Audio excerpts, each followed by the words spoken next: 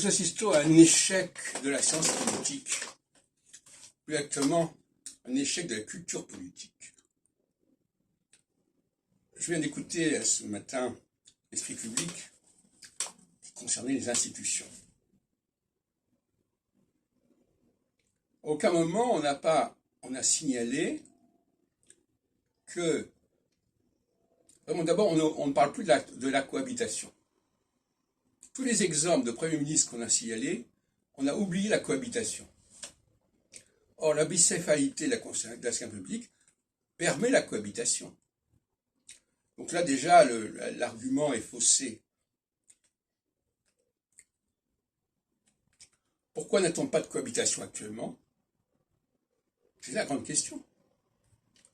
Parce que les institutions, les élections n'ont pas permis cette cohabitation.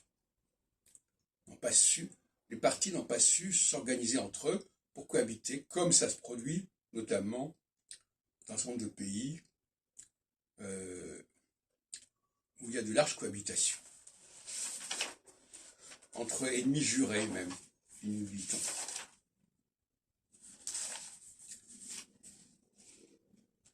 Alors, c'est un problème, ça. Et dans ce cas-là, comme j'ai déjà dit, ça ne peut que renforcer le présidentialisme. Tant qu'il y a une majorité parlementaire, on est dans un régime parlementaire. Quand il n'y a pas de majorité parlementaire, on va vers le présidentialisme. C'est pas compliqué à comprendre, ça, quand même. Si, par exemple, Macron avait eu devant lui une majorité parlementaire, soit de son côté, soit en face de lui, le problème ne se poserait pas. Parce que la majorité parlementaire en faveur du président peut quand même lui tenir tête.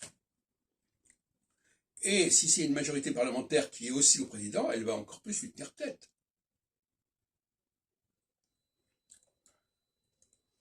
Le problème actuellement, c'est cela. Alors cela dit, on peut astrologiquement expliquer cela.